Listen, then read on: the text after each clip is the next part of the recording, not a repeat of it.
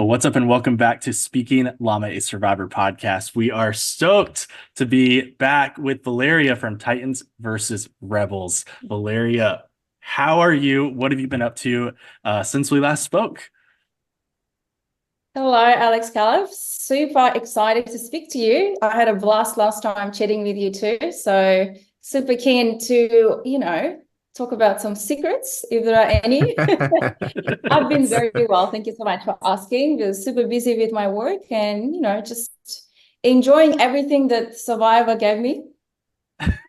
That's perfect. Yeah. Well, we are so excited to talk with you again. Don't tell any of your fellow tribe mates, but you were one of our favorite exit interviews. So that's our first secret today. So we'll keep that between friends.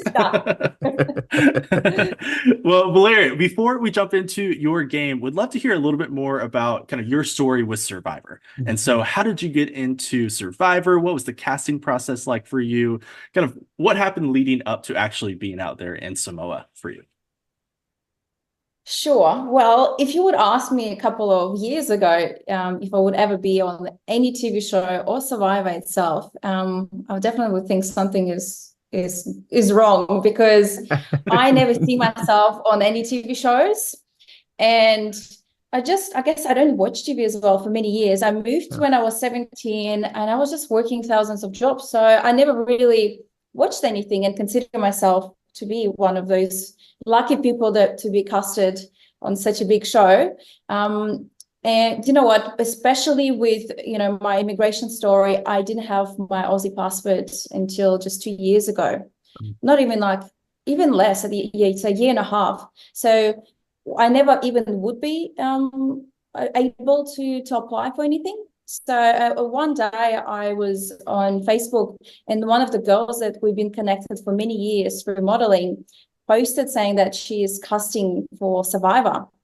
And we messaged each other, and I was like, do you think, it's something that, good for me? Like, do you think I would be a good pick for the show? She was like, yeah, I think you would be excellent. Let's chat on the phone. So we had a brief discussion. I shared a little bit more about my life and what I do. She told me more about the show. And to be honest, back in the time, I didn't know exactly what it was. I actually was very confused with Celebrity Get Me Out of Here. And I was like, there's no way on earth I'll see one spider. I'm just going to have a heart attack and I'm just going to die in the middle of the whole set. I was like, what type of fun is that?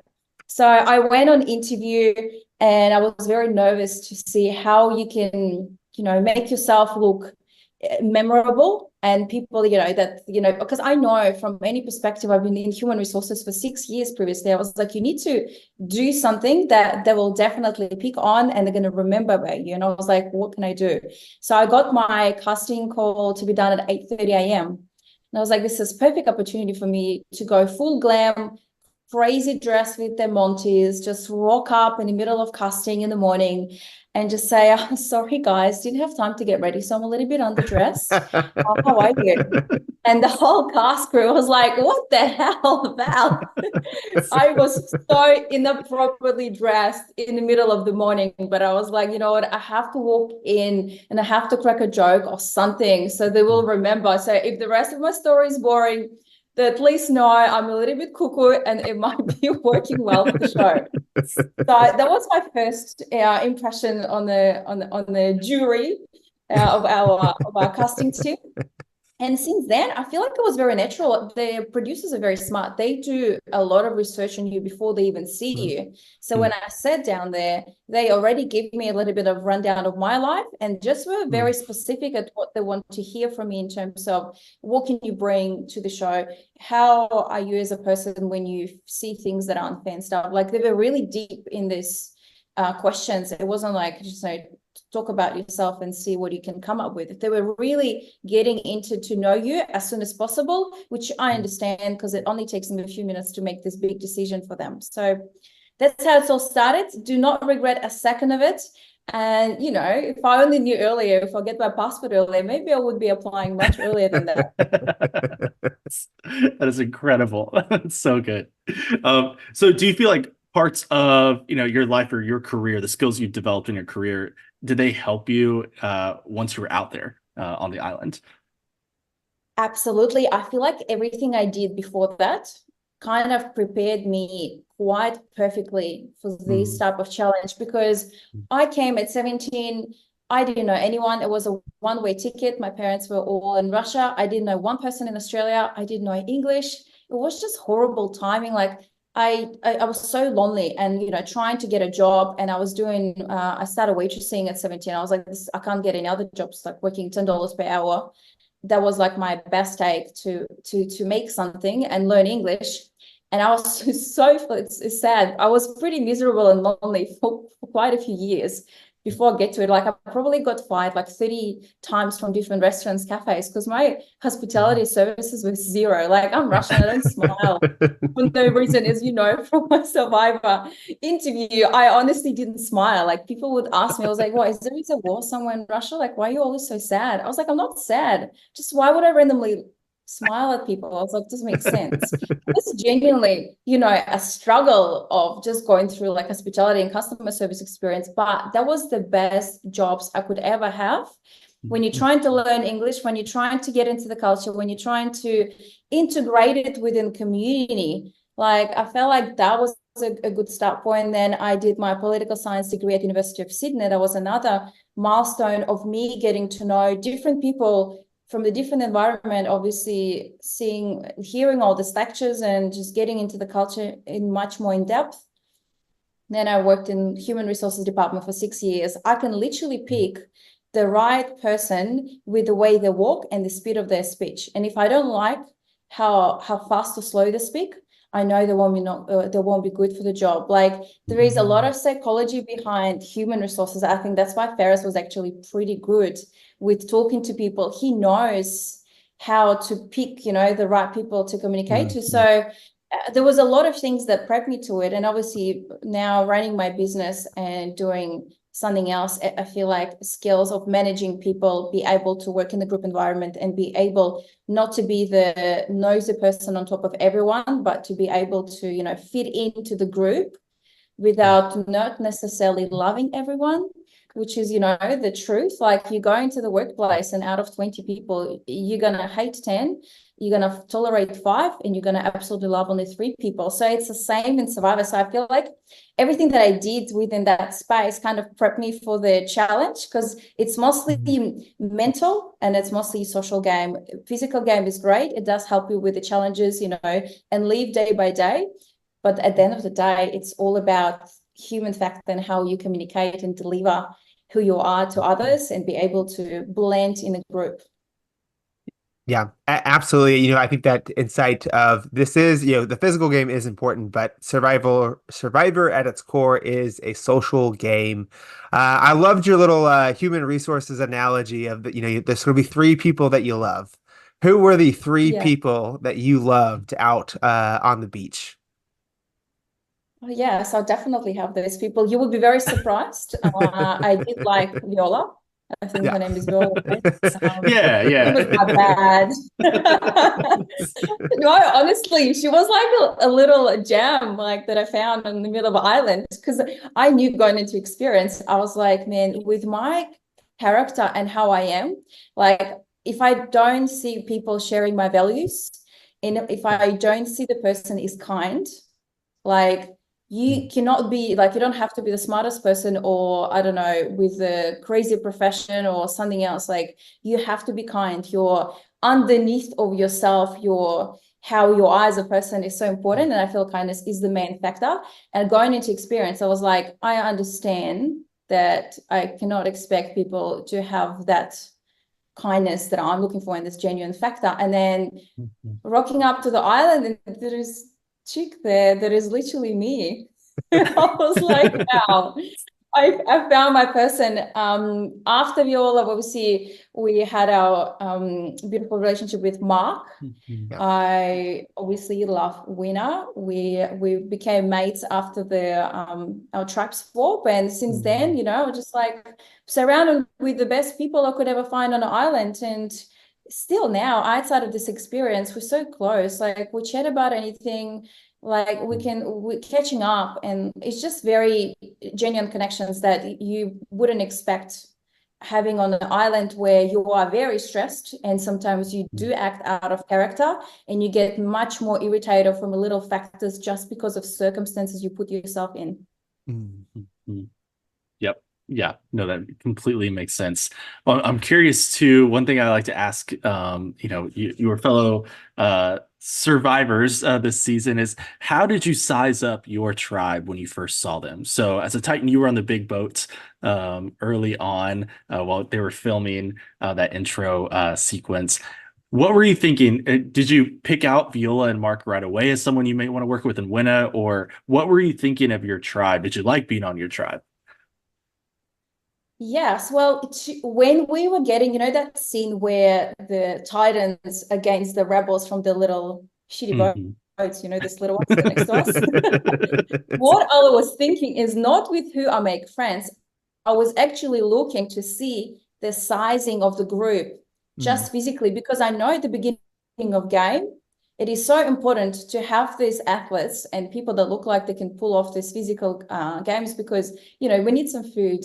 We need some things to win. So I was literally just looking basically of how we are looking, who is a stronger, because to be honest, I was worried that we're going to have Sean Guy in our season where he is the tallest, the strongest man, and it doesn't matter if there is 10 people in another tribe trying to fight back, like there's nothing that could be done.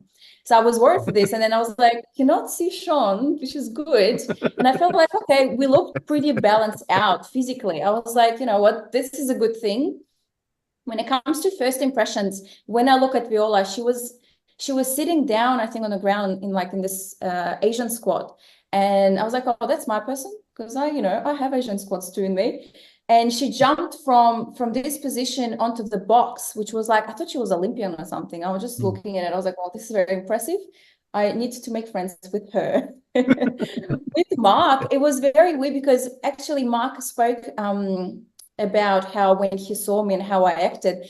And to be honest, I was a little bit like, I wasn't giving any eye contact to anyone, where everyone else trying to stay into your eyes and trying to get that, first connection. First of all, I play by the rules. The producers told us, do not speak to anyone, do not look at anyone else's eyes. We need, like a genuine connection on an island once you are in game, like day one. This is where you make it happen. So I genuinely try to avoid any contact. But then when Mark saw me, apparently I was not giving any eye contact at all. And I came across as like, I'm up myself and I don't actually wanted to speak to everyone. But I just, I'm trying to play cool. And, the producers are all there. And I was like, I hope they see me, doing the job. And I'm a person playing by the rules. So I feel like I didn't make these connections, and I didn't really, I don't judge people by its cover. So I honestly wanted to get an experience to get to know them. But, and I know it sounds weird, but I feel like when the person very close to me, I can sense the energy, where we were always spread up on the boat. So I really didn't get a sense of how they are the people. But if I will just have them, someone so close to me, I'll probably sense the energy of them without even talking to them. So I didn't really pay attention on anyone apart from Viola and her incredible physics and how she just crazily jumped on the box. And that was my only impression on day one. Yeah.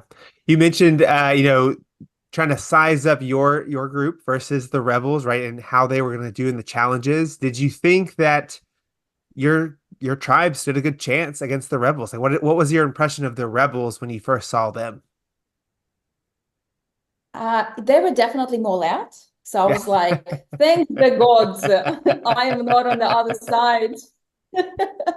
They had so much more energy. Like, I remember, so we're on this big boat and we're doing our little part, and then the rebels coming in, and man, they put so much acting and screaming and doing this, and they go circles and circles, and we've been there for hours. It was like the whole day. 6 a.m. start, we get out of the boat like at 5-6 p.m. late at night. But these rebels had so much energy, and I looked at them, they were screaming, you see the Hurricane Kelly. I was just blessed already that, someone like this on the other side, because I like my peace. I like to be in a good space environment. It's hard for me to hold my tongue. So I was very blessed to see all the craziness on the other side, And I was like, you know what, it's good to be Titan, cannot complain. But in terms of physicality of the game, I felt like it was a fair split. So I was like, you know what, we might have a very 50-50 chances of who's gonna make it through these big games at the beginning and through the challenges. So I felt pretty lucky to be in my group.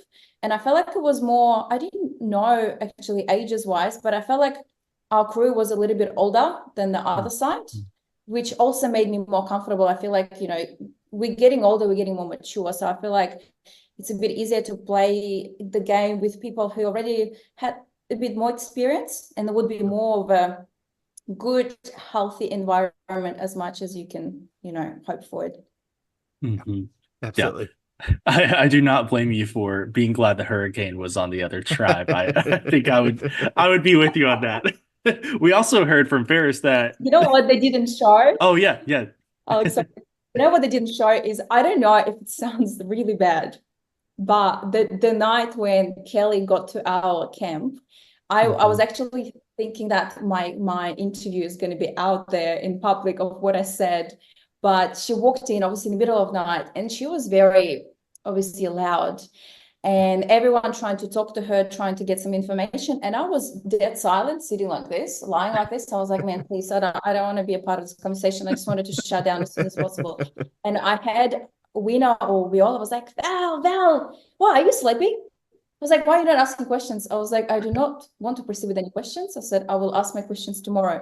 And then on my interview in the morning, the producers asked me, and I was like, well, how was your experience having Kelly in the camp?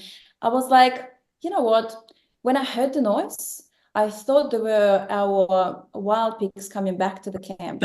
Then I realized it was Kelly's voice. And to be honest, I prefer wild pigs over Kelly. So I was like, was not very happy. That's incredible. I wish they would have showed that on the episode, but not too bad, right? Because I was thinking maybe it sounds very crude. I'm sure you weren't the only one thinking that. Exactly. People know me, people feel me. Exactly. Well, Valeria, you know, as we're thinking about, you know, the first few days of the game or first part of the game before you go into the tribe swap, I was rewatching some of the early days of the season, and one thing I noticed was very early on you picked out Caroline as someone who was spying on your conversations and kind of interrupting you and Viola. Now, at the time, as viewers, we don't realize how big of an impact that will have later on in the season. But I'm curious, can you describe some of those moments early on in the Titans, beach of you and Caroline's dynamic to set the scene for what was to come later? Yes, and you know how interesting is that with Caroline, when I watched the first few days on the camp and where Caroline came over to us, and I made this comment where she said, "Hey girls, how are you going?" And I was like, just trying to live a life here. And I don't even remember saying this, but I was like, man, this is so rude. I did not even realize. I feel like in the moment, I feel like I'm having a normal conversation, like, "Hey, how are you?" "I'm good, yourself?" I ended up saying something really rude to someone that we don't even know yet. We didn't really develop relationships with. I feel like at the beginning, if you ask my opinion of everyone from the very start on the first 1-2 days, whatever I thought about them was a very pure reflection of how they are in the game later on. Because you obviously don't know the person in a couple of days, and they might put a different mask or trying to be, of course, like all of us, a better version of ourselves. But it's crazy how what I thought at the beginning, and when during the game you see them for who they are, and they just end up to be exactly that person, whether like my opinion about Viola or Mark or Caroline, Kitty, and everyone, I pretty much figured it out them as people, even through we didn't have that much connection at the start. But with Caroline, I guess personally myself, I actually didn't have any sour feelings towards each other. It was pretty good connection. We spoke a lot, and where Viola had more motivation to speak to Kitty because she genuinely liked her more as a person, I didn't like Kitty, to be honest, from the start. Not because like I just didn't want to get to know her. She's a very open person. She likes to overshare a lot of information about herself. And when I heard a lot of information about someone else's personal life on day one, that freaked me out. I was like, you don't know us. We are random strangers, and you tell us everything, you know. I understand why she's doing this. She wanted to be vulnerable with everyone in the sense of getting some sort of connection with people. But for someone like me, I was like, nah. And on day two, where Mark and Viola asked me, who would you want to go to take first? I said, Kitty. And they both looked at me. I was like, what's wrong with you? She's so nice. She opened up to us all. I was like, well, this is not a good sign, guys. I said, if someone overshares everything to me on day one, to absolutely everyone, this is like a no. This is like a red flag. So no one listened to me anyway. See what you did.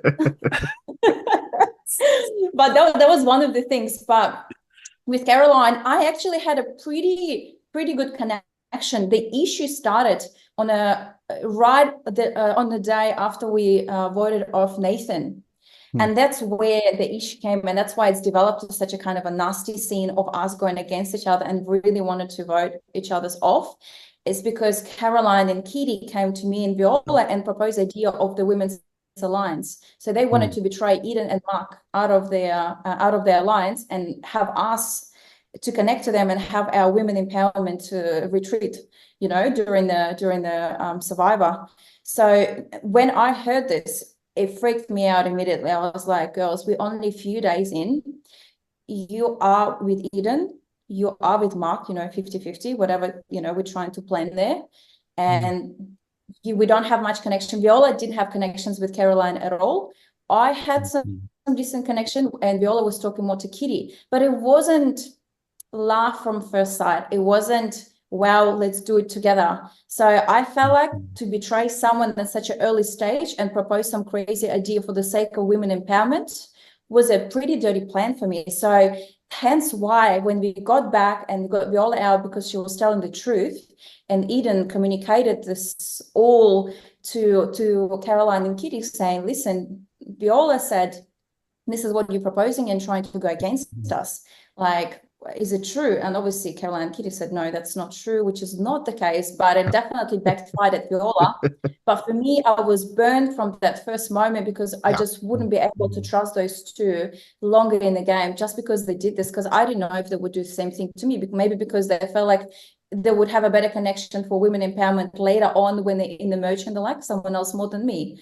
So it was very, very hard concept. So I feel like it started early in the game and it continued, but obviously it's escalated with Viola being voted off, then Mark and Caroline going back at each other, and it just was never built up again in the full trust, even through I felt like Caroline stick by us later on, but it still wasn't forgotten and forgiven in that sense.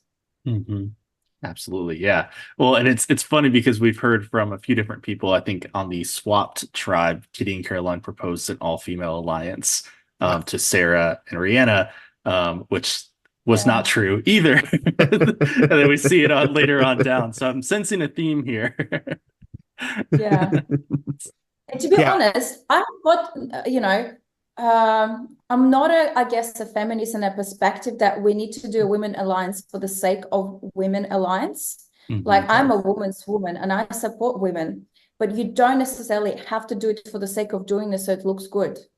So, and I felt like genuinely it wasn't the right place and it wasn't the right people. If it would be someone else, if I have Viola copy number 2 and 3, maybe we'll just have that communion connection, to get together. But with these two girls, I didn't feel like it was a genuine connection with women empowerment because I wouldn't feel 100% good. And I didn't want it just for the sake of looking good because Australia loves supporting women. It would be like it would be cool to have it, but I don't think it would be genuine enough to pull it through until the end of the game because you have to be solid. Yeah, absolutely. And, that's a hard position to be in too, right? You want to A, support that, but also B, make a good decision for your game, right? Like, and it's kind of having to choose and navigate both of those realities. And speaking of the Swamp Tribe, right? You lose both Mark and Viola. What is going through your head at that tribe swamp when you're going back with just Winna, just Charles, and all these other rebels, including a certain hurricane? Absolutely hated it. Absolutely hated it. I am such a creature of habit. I am getting comfortable around my people. And even like in my real life, if I have my two friends, this is the only two friends I want to hang out with. Mhm. I don't want to spare a second talking to someone else I don't like, or I don't feel like we're a good connection. So when those two left me and the idol, I was like, well, I'm screwed. I am completely out. And the only thing that was, that kind of lighten up my day is that we came back to the Titan stripe because we have a tap there. Mm. And I was like, you know what? I have no friends, but at least I'm going to be dry. Yeah. So I definitely was super upset. And, but of course it's a game. And I guess the beauty about my character is in real life, where that taught me through my experience being in Australia is, whatever it comes to bedtimes, I switch on straight away. And I was like, okay, we're in a bad position now. Let's figure something out to make sure we're not dragging that situation, because I'm not going to help myself if I'm going to be in depressed mode for a day or two, because it's a game. And if someone feel like, especially, you're having all these new tribe mates. And if I'm there standing there hating the fact that I am with them now, not with my besties, that's also not bringing a good energy to the tribe. I was like, you know what? Let's smile, let's figure something out. I did like Winner, we didn't chat, but Winner had a good connection with Viola. So I was like, if Viola is talking to Winner, he must have been not too bad. So I was like, maybe I would consider my options talking to the guy. And then also saying with Charles, like it was like a hidden two people that we didn't really spoke to, but then we realized and developed the relationships. And I was like, you know what, out of everyone, I am so blessed having those two on my side, because I wouldn't know if I would end up with Caroline and Kitty, how this relationship would go, or someone like Jaden that we haven't spoke before, but we became good friends on the jury villa. Like, you don't know how your relationship will develop. So I was very happy with those two. And as the game shows, we stick to each other. And I feel like it was one of the best moments in my game, because it took me out of my comfort zone.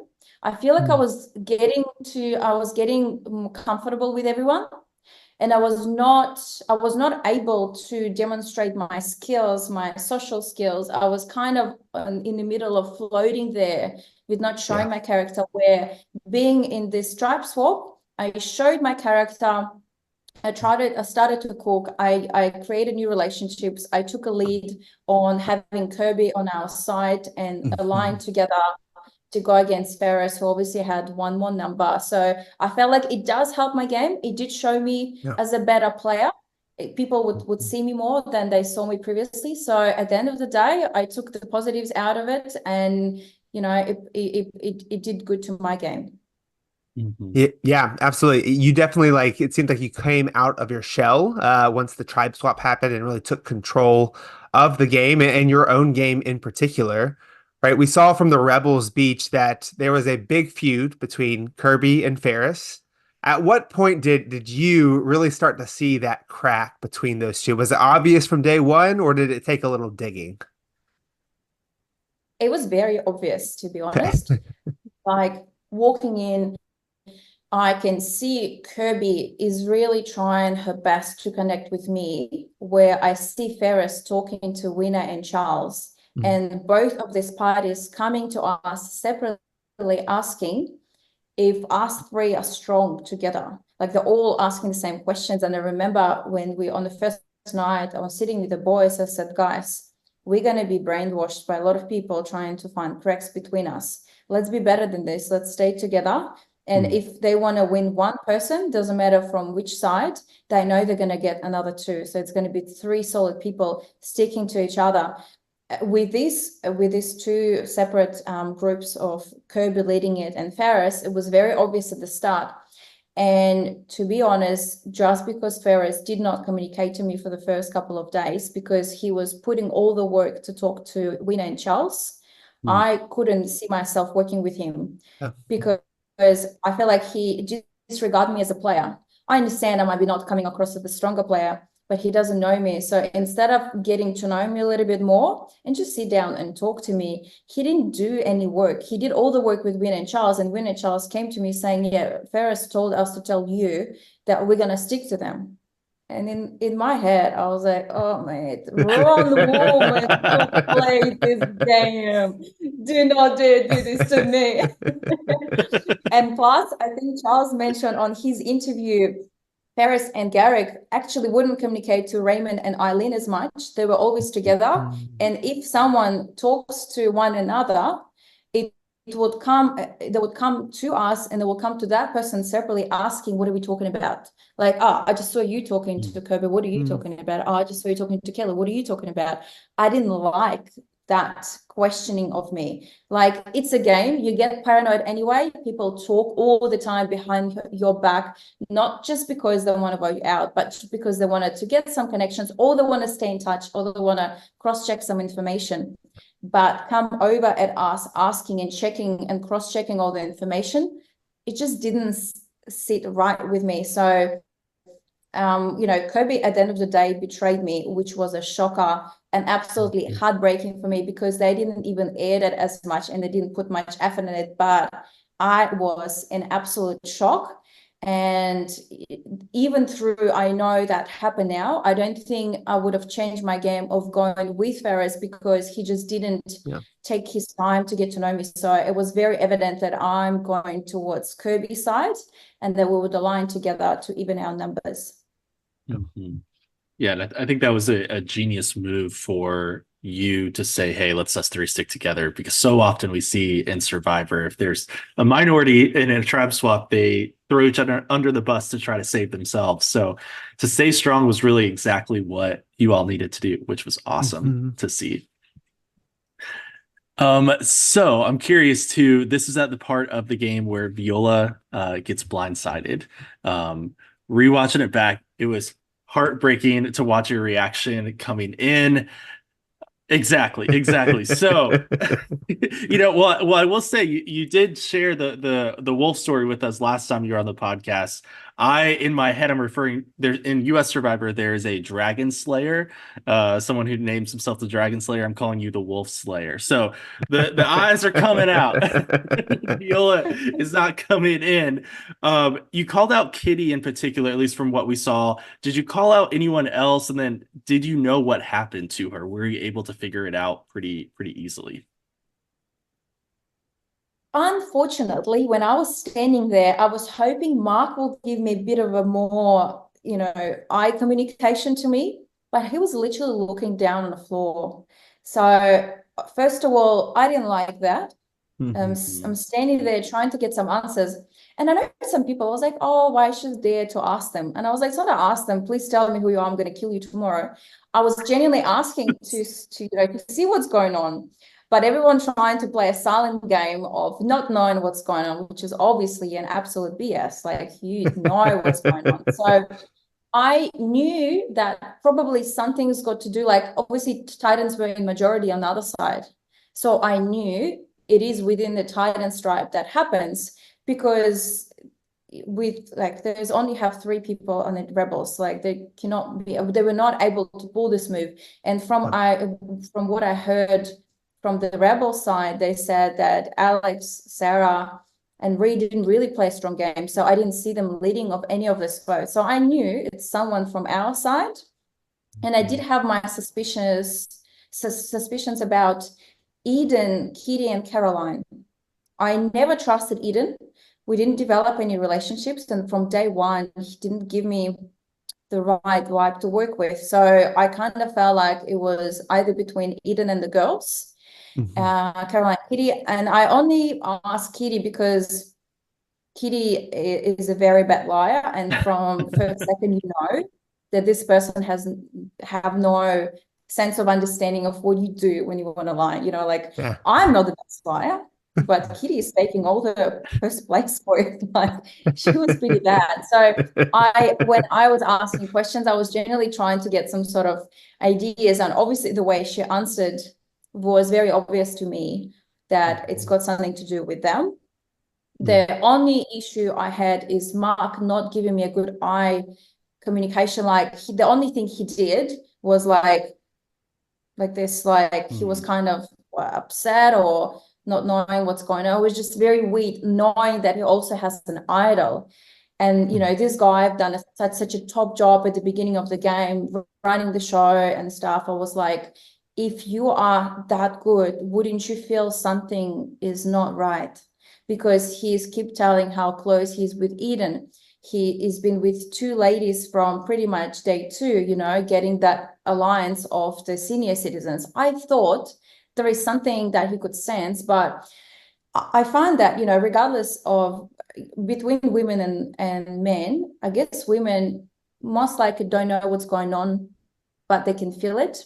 With men, they most likely know what's going on, but they don't have as much sense of intuition when it comes to it. So I feel like he didn't have that underneath sense of something is not going on, because from the outside perspective, it looks fine. So he just didn't pick on this, where Viola obviously felt something and just didn't fire back to them at the right time with the support that she needed to do it. And it's crazy to see it obviously on the screen and later on that she felt something and it was just not executed. But it's a game, I guess whoever shot first is getting it, and it was super frustrating. That day I was super upset. It was something definitely I did not expect happening. Yeah, same. As a viewer, I think when we were talking about the first week, the first 3 episodes, I made the claim that you, Viola, and Mark were like the alliance of the season. Like you three were going all the way. You were the best alliance. So yeah, it was sad to see it happen. It was sad to see.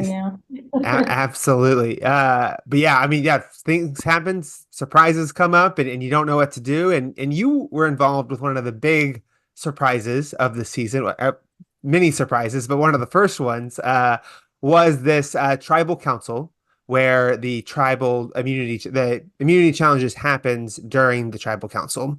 And right before that, Eileen comes to the well to potentially work with you all as the OG Titans. But then at tribal council, seems like she flips, is now Rebels strong. What were you thinking in that moment? What was your sense of what Eileen was doing? Were you expecting her to work with you, or did you just expect her to flip?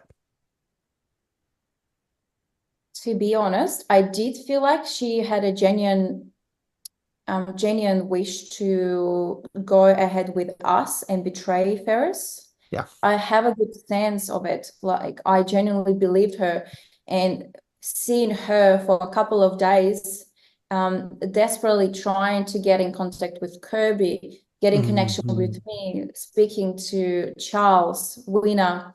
Like I knew this girl really wanting to switch her game and do something better about it, because I did speak to her about Ferris and I said, listen, I think you deserve a better play. I think you are a better player than what you are right now, because Ferris is a powerful man. Ferris knows what to say. He's smart. He knows how to handle people. And I feel like what he was saying, he was selling her a dream that to be a part of the alliance. But at the end of the day, he was living this dream himself, taking him and Garrick, then it was Raymond, it was Eileen. So I knew Eileen was never a priority of his alliances. So it was a very, genuine thought for me to tell her, listen, you can come to us. We don't have a lot of people. Like we can work with you. The numbers are even now. With this majority, like you cannot lose. So I generally thought she is with us. And, speaking to her after the game, she did say she genuinely had a thought of going with us. It was kind of her last second and last moment of rethink everything, because for her previous game, she was a double agent before that. She did burn the trust with Kirby before, and she felt like doing the double twist again to Ferris leaves her in a very weak position from all the different sides. So I understand why she didn't go ahead with, but it was a shock to me. I honestly thought and it was like not much time between our conversation and the tribal. I was like, surely you can't just change your mind in like last hour. And it was just so fast. I was like, oh, wow, that didn't last for too long. Yeah. And I was generally wanted to go and support her at the tribal council. And I feel like the only reason why she didn't put her name, my name, after this horrible twist is because she saw me genuinely wanted to fight for her and saying that, girl, you deserve a good game. Be with us and we can sort something out. But at the end of the day, it didn't happen. And I still believe we could be a very cool alliance if Eileen would proceed going ahead with us. I find her a very good player. She's smart. She's got all this, plan B, C, D, E, F that she's always, putting together in the game. So it's a shame, but it's the game at the end of the day, and it definitely helped Ferris to go further in the game. Yeah. Yeah. Well, that's insightful too of why you were not one of the targets when they split the votes between Charles and Winna at that tribal council. So that's really good to know. And I would have loved to see you and Eileen team up at the merge. I think that'd be really fun to see. All right, so let's jump into the merge. First question for you. One of the first reward challenges, you win the Set for Life reward. Congratulations on that. And even maybe just as or more exciting, you get the bed at camp. How good was that bed at camp? Or kind of tell us about that experience, because was it close to where everyone else was sleeping? Oh my God, it was so close. It was literally like 4 meters away. So it was so obvious. And the thing is, when you're getting, this little things like this, you getting a little bit separated from the group, because sharing miserable conditions with everyone brings you together. But when you on top of your world, having the best time, which you're not sharing with everyone else, and everyone else are living still that miserable life, that's not the best thing to do in this game like this, because it said you live by each day, and that not sleeping in these conditions with them all, we discuss a lot of stuff like we go to bed, but we still talk for good 2 hours between each other, whispering and thinking out loud our thoughts of how everything went. So I knew it wasn't the best, but I didn't care. I wanted that sleep. I was begging for the sleep. Like, there was a lot of questions. What would I miss the most? And, everyone's saying family. I set my sleeping arrangements. And I honestly, every time if people tell me, what are you missing the most? I was like, nice pillows, fluffy pillows, nice bed, just a warm sleep. And because it was the first day of merge, when we got there, we obviously, the top was taken from the Titans tribe.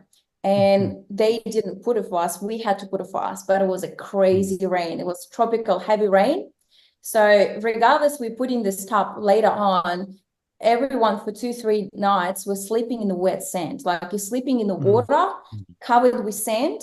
And it was the worst condition in the entire time being on an island, because we had crazy wind. It was super cold. Everyone was shaking. It was just like the worst time to sleep in this wet conditions, where I had my bed. Man, I could not ask for a better time. And I knew, like when you come in together, where you're supposed to like, hey guys, it's merge, let's celebrate, let's talk with everyone, let's catch up with everyone you haven't seen. Me, before it even gets dark, I was like, I'm so sorry, guys. I'm just taking advantage of my bed. I'm leaving you and I'll sleep tomorrow. Not care. I was like, it was just, and to be honest, I was looking for chocolates, for sweets, for idols. I was like, I might be pushing it. I'm already going to bed. I've got 60 grand, but I hope it might be a bit of an idol or chocolate idol or something, like give me a bit of extra. So, and I feel like it was funny, where I think when you get in, I think everyone wanted to sit on the bed and, enjoy a bit of spacing and then stuff. And one of the producers said, no. This is for Valeria only. You cannot share. This is just hers. So make sure, you don't sit there. You don't, spend time. Don't even try to have a nap.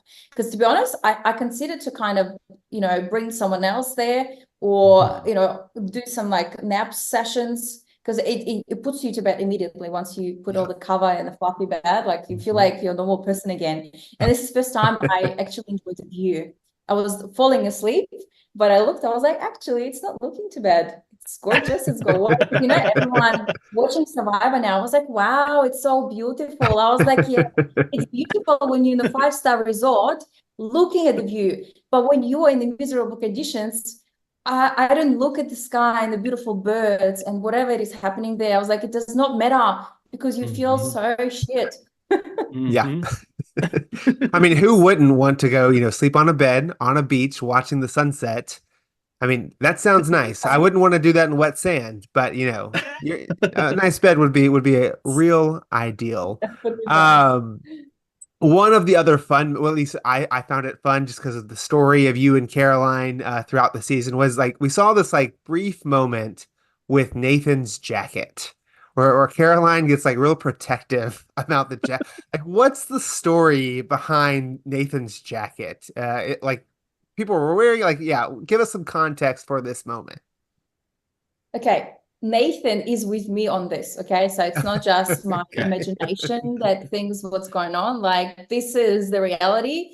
And what happened is not right. And I'm actually going to give you a bit of a secret happening with this jacket later on in the game when Raymond is getting voted off or losing the fire challenge. Yeah. What happened is when I got into Survivor, I realized that would be surprising, but my closing choices were not the smartest choices in this season. It could have been a little bit better, some tiny improvements. And I couldn't get the pants approved because whichever pants I found that are warm, because I freeze all the time. I wear socks in summertime, like everything that is like I moved to countries and continents to come to Australia, so I don't have to face the cold. This is how I determine. I'm serious. I didn't pick. I had a choice of picking England and Australia, and I picked just because of weather. I was like, I need the closest to the closest to the summer being almost 12 months to a year.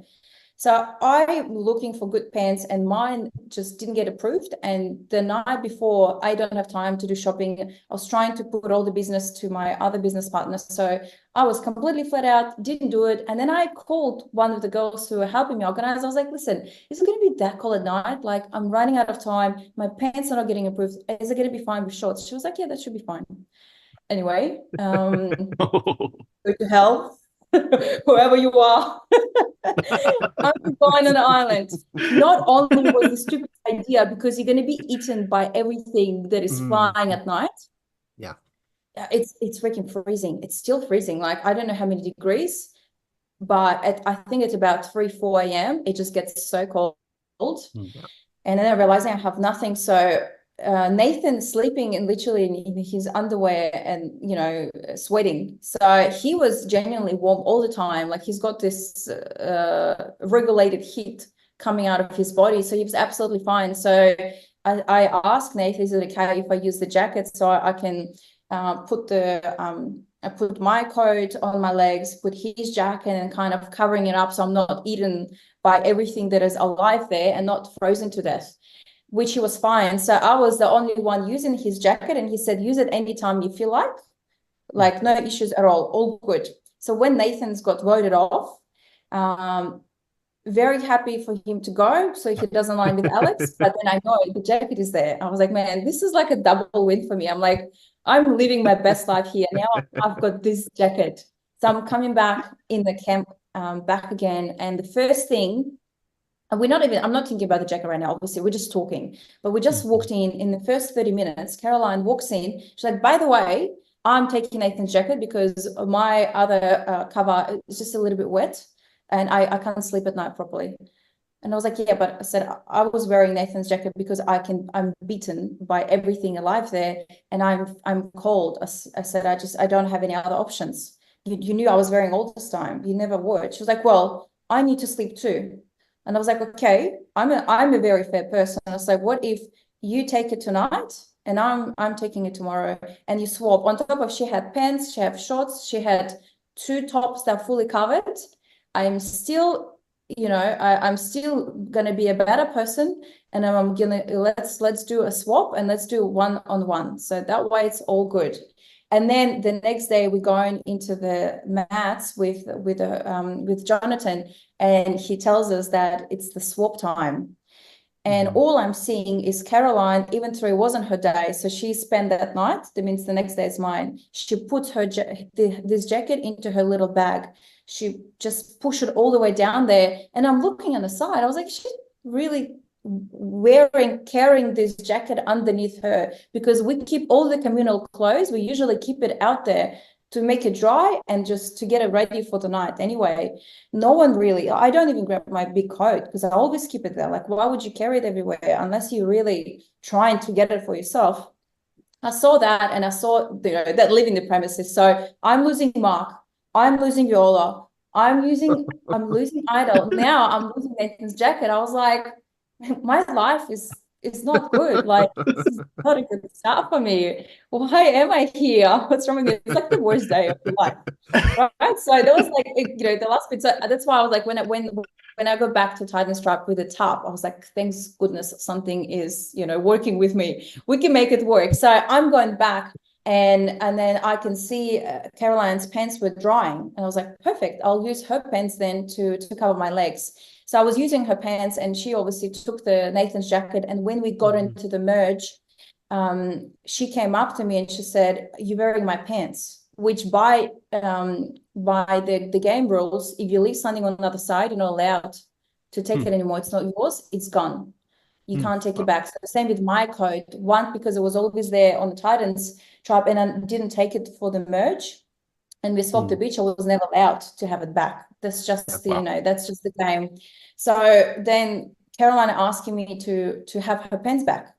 I was like, okay, well, I said, because you taking the pens, then can I just have the jacket so I can cover my legs, because I've got nothing to cover because we eat beaten by everything. And she wasn't happy with this, but she was like, well, this is mine because that keeps me warm. So I just let it go. And then there was one moment when it was, because it was like a few days of freezing cold, where I put this jacket on genuinely because I was cold, trying to warm up before we go into the tribal council. And then she gets at me like, I didn't expect it to go so crazy for the freaking jacket. Like, I am eaten alive and I'm frozen, but I would not complain to anyone. Like, no one cares. At the end of the day, you're not going to die. Like, it's not the best feeling. Lesson learned, next time I'm going to get better clothes. But to fight over a freaking jacket, because she's not like she was wearing it, I'm taking it off her, or I'm telling to Caroline, whatever is happening, I'm taking it and you will never see it again, you know? She just went at me again. And what's crazy, I'm a fair person, so I could have taken her to the tribal where I put all my jewelry at the bench. I said, guys, this is the story, because everyone knew exactly what was going on. And that's why no one liked her, because it was just not humanized. Like, it's a not nice thing to do. I could have easily sit everyone down. I was like, guys, today we have a case between Nathan's jacket, Caroline and Valeria on both sides. Let's see what's fair. You know, I could have easily done it and I would absolutely win the case. But at the end of the day, I was like, you know what? She is the age of my mom. Let her have whatever she wants to have.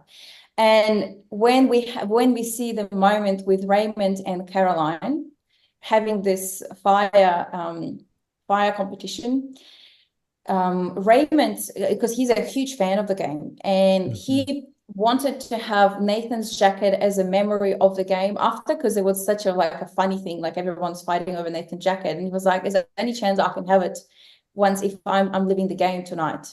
Like, they all discussed it, and they kind of agreed, because now people have a lot of different clothes. Like, they were wearing my sweater and they were wearing Eileen's pants. Like, it's all already, like, everyone's using everything. So it's not like it was lack of clothes left there on the island.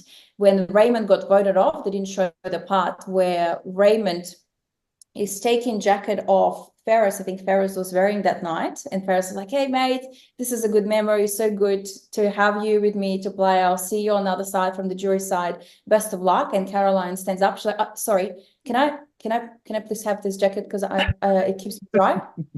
And all of us at the jury, I was like, is she for real? What's going on? Who cares? You've got thousands of clothes that communal use for everyone. But she takes it off him and she said, no, I'll give it to you after the game. And we walked off. We didn't even, like, it wasn't a moment about Raymond leaving. We were just all shocked to see that at the end of the night, you know, when people leaving, like our friends left the games, like, you don't think about clothes at that moment. But there is one moment with Caroline, it keeps me warm at night. Can I please have it? So this is the full story. Wow. Ask Caroline, ask Raymond, ask everyone. I have all the witnesses for the case. this is what happened. I love it. I love it. You've got all the receipts. Oh, that's so good. Well, it's a cool jacket, so it makes sense. It's a very cool jacket. And it was blue, matching my eyes. I was like, man, this Perfect. is like, this is what's supposed to be in my wardrobe. All right, so mindful of time, and speaking of Raymond, I want to jump ahead to your vote out of tribal council. I know in our exit interview with you, we talked a lot about kind of, did you anticipate it happening, thinking about putting other votes elsewhere, and kind of having some intuition about something maybe going down. But I want to hear from you. Watching it back, you took the vote so well. You were laughing, you were smiling, and I admire that so much, because I think there's a world where you could be very upset and frustrated when that happens. And so we'd love to hear from you. How did you process that experience of being blindsided by a singular vote once you got to the jury villa? Yes, I feel like the reason why I reacted like this, I think because life kind of prepped me for that moment. Mm-hmm. Going into new country with no English, no one wanted to employ me to do whatever shitty job that is available there for the sake of getting whatever I need to take. I've been rejected so many times, and I feel like it's like one of my best traits is to be okay, not to be suitable, to be okay, to be rejected, to be okay to lose. Like, I am very competitive. I love to win. I have all the passion to go ahead and do everything in my power. And when that happened to me, I felt so good, and I felt okay about it, which I know a lot of people would look at me and I was like, you would be so upset. But I mean, even with pageants, I've done so many pageants, and yes, I won a few, but before that I was rejected probably 30 times. Like, it's just such a normal process. Or like with modeling, you go to castings and most of the time you get rejected because it's, it might be not the right place and time. And with the game like Survivor, going into the game, never ever I would see myself as the winner and the only person who deserves to win. I knew that not only I have to play a good game, on top of this, I have to make good connections that will take me to the end. I need to be on the right side of votes. I need to be having a luck in this game where the twist can take you to the wrong place, or the twist can help you to win something else. Like, there's so many little factors that I'll never expect myself just to easily win because I'm kind and I'm fair and I deserve it. Like, I don't think like this. I know there is so many little tricks to it. So I took it like I feel like all of us should. Like, you go in a game that has no guarantee and insurance and any policies to see how you're going to get. You can do everything right and correct until the very end, and it doesn't give you the results. And that's reality of life. That's reality of the game. So when that happened, I was like, you know what? This is my time to go. Very upsetting. And inside of me, I was like, no. But this is just life. I said, I guess I'm used to it. Like, it's just normal. Like, you cannot win everything and everywhere. You just have to keep going. And, it's a good lesson for me. I've gone into the game not knowing about the game anything.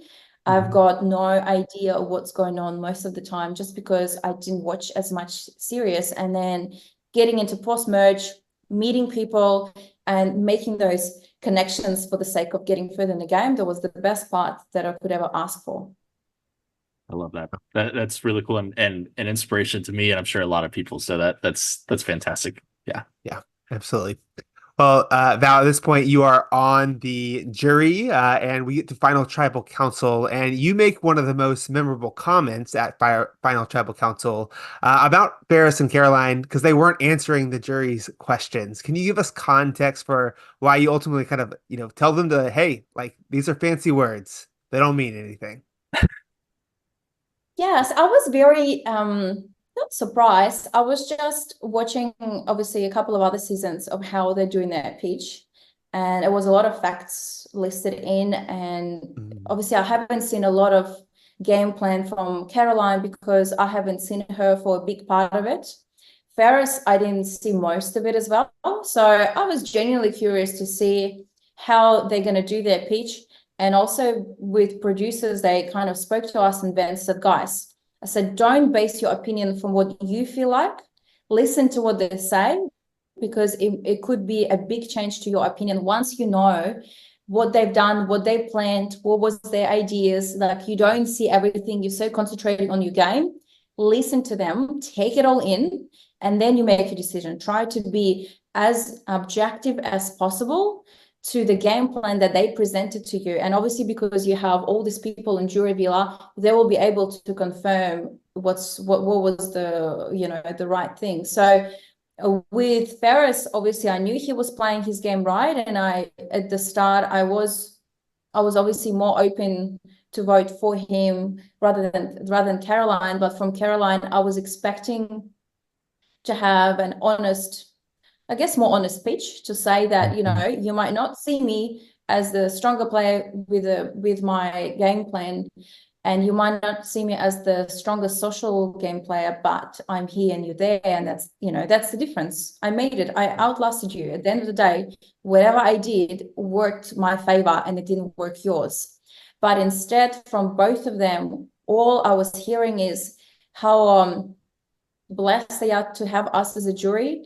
They would speak to one-on-one, like with each person separately, to give all these compliments and beautiful things to hear that you want to hear about yourself. Like, it's all gorgeous and beautiful and nice to hear, but at the end of the day, they didn't really list any moves.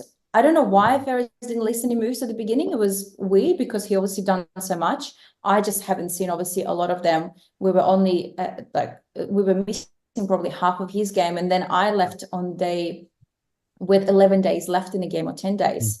So I was really missing out on a lot of things. So I was genuinely frustrated, I guess, for them not to be able to list everything that I've done. And I was frustrated with Caroline saying that the reason why she's out here is because she has the strongest social play, and that her social game was brilliant, and that's why she's here. And for me, it was not it. So when I actually interrupted Jonathan, because so we finished the pitches, we finished all the questions, and Jonathan was like, guys, you heard the questions, so you asked your questions, you heard the pitches, now let's vote. And this is only when I stepped in, because I was generally just listening to everyone's questions and answers. And then when Jonathan said this, I panicked, because I was like, oh, that was too fast. I didn't get a lot of information. I want to know more. And from perspective of the audience, if I would be watching from the screen, because I always think like this, I'm thinking, how is it looking from another side so people can see? So I generally was not satisfied in terms of what they could actually say. Yeah. So and typically me, I'm like, I feel like, the jury still haven't made a decision. I feel like everyone feeling the same way, and I'm turning and everyone's like not looking. Awesome, guys, come on.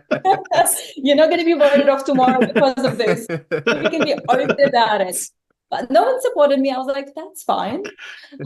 let me do me. And I genuinely just told them what I felt like, that they could have told more to their game. They could have opened up more about the game plan. They could be more honest. As I said, if Caroline would give me that speech of saying, guys, they're not the strongest social game plan, but I had Kitty. Kitty have done the work for me. I know how to manipulate my people to get what I need. And I didn't have to be the only person, putting on my hand. Yes, I did initiate it, Viola vote. I did put my thoughts into something else. But at the end of the day, when I needed to speak and make a connection, I had Kitty, who is excellent at having this communication. So she was one of my main plays in my game. Then when it comes to physical game, yes, I wasn't the strongest, but did it actually stop me for getting further in the game? No, guys, I don't have to win it. I can play on my other stronger sides, whether it's Kitty or my other, relationship with someone else.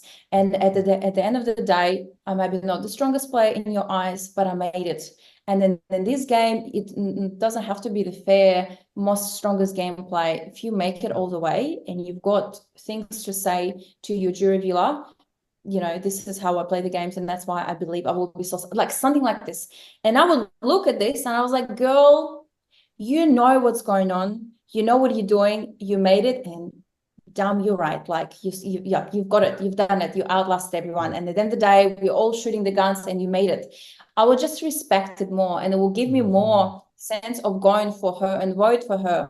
But instead, obviously, Ferris took over, and then he actually listed all his game plan and moves he did, and it was just like, you can't question this guy. He honestly got a list of things done and he killed it. Like that was a very decision, but it did not happen until I put my word into it and said, can we do it again? And I remember Jonathan was like, well, guys, let's do it again. Let's start with you. I felt guilty at the start because it felt like I kind of stopped all the production from whatever timing they had. But after we left everything, a couple of the producers came to me and they said, Valeria, thank you so much. We need that out of people. We need them to speak their mind. We need to have that confidence in their pitch, because that's what sells on the screen. That, like, people need to see that they're confident in what they say. So I felt like it was the good thing at the end of it, you know, to speak up your mind. And, you know, Ferris even came out stronger than he was with his first trial for the pitch. Yeah, and that's so insightful to hear, you know, what you had kind of hoped to hear from them. But I can speak for Caleb and I, at least. We agree that you were the reason you made Final Tribal Council better than what it was. Even from in the TV, if you weren't there, it seemed pretty weak from the first half. And so thank you on behalf of Caleb and I, and I'm assuming a lot of other fans who are watching Final Tribal Council. Thank you for making it more exciting for us. Thank you. Well, I was like an audience like you. So I guess we felt I needed to speak from the audience perspective of our piece. Yes, well, thank you. Thank you for doing that. Well, Valeria, our last question for you, just kind of to wrap up here. What are you taking away from this experience? Have you learned anything about yourself or about the world that you want to share? I definitely felt like it was a good highlight of my character. Like I figured it out that I guess when I was going into the experience, I was a little bit concerned of how I'll come across. I am a very kind-hearted person. Like I do everything for people, for the sake of people, and I undermine, like I don't care sometimes for my own things, but I'd rather help someone else. And I felt like because I'm so outspoken with what I say, people see me for someone else, and they don't see my character and how I am with people, that I am empathetic to everyone else. I am still in the game, like I'm loyal to the core. And, you know, I was struggling to see how people will see me. But what I realized, first of all, blessed, I guess, to be, despite the fact being immigrant and having, you know, a different culture behind me, I feel like I found a lot of people in Australia, America, and overseas supporting me, seeing me for who I am. And Survivor Game, in that sense, is such a good production because they showed me who I am. Like they obviously didn't show everything, and I wish there would be more, you know, funny scenes and things that, you know, were not added in that cut. But I feel like, first of all, Survivor is a good production because they show for who you are. I learned that a lot of people share my views on things, and they see me for who I am. I didn't get much of the criticism for my things. I feel like I get more support rather than criticism, because obviously not everyone can just love you. You're always going to have, you know, a mix of crowd supporting you or not supporting you.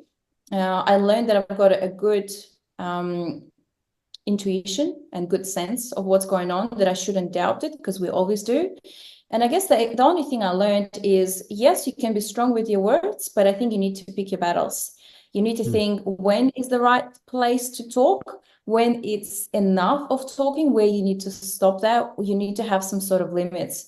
And sometimes in these circumstances, I didn't really navigate it as good as I think I can in a future game or in any potential situation. So I feel like definitely lesson learned with things I do. Like I need to, I guess, not just say my piece, but know where it's the most appropriate and, I guess, more beneficial rather detrimental to my personal game.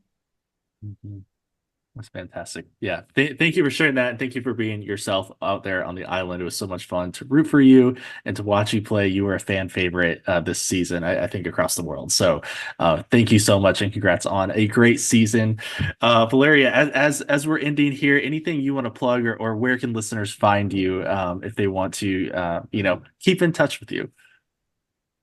Yes, I'm very open with communication with fans. Like I always have my time to respond to everyone. Like I appreciate everyone actually taking their time to message me to support my game and ask questions and just, getting to know me better. So if people feel like sharing their insights and stuff about the game, I'm all up there. I usually communicate on my Instagram, which is Valeria.Sizova. I've got my other few pages with businesses. I've got my dance company. I feel like I actually picked a few clients just based on Survivor. I think they just wanted me to be a part of the experience, just be there to run the entertainment and do something fun. And actually Survivor inspired me to open up my new concept and business company that I called Valeria's Odyssey Experiences. It's like I run tours now, workshops and classes that I exclusively design for women. And one of the big features of this Odyssey Experiences are Beauty and Beyond tours, where I take women on stunning locations, and it's a transformative journey for them with a holiday, but with a purpose behind it. And that purpose could be either to become a better version of yourself, tap into new habits. I train them, I do dance classes with them, I teach them about stretching, posing, tips on catwalk and photos.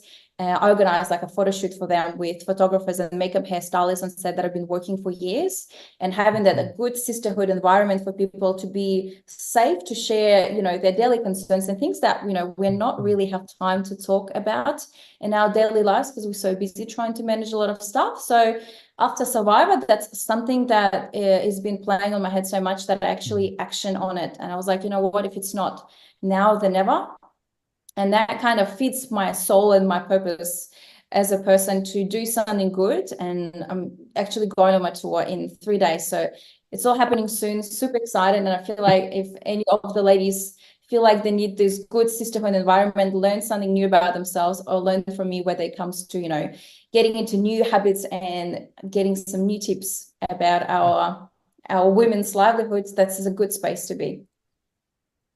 That's amazing. That is so cool to hear. Yes, yeah, to just create that community. So excited for you. Hope the trip goes well here in a few days.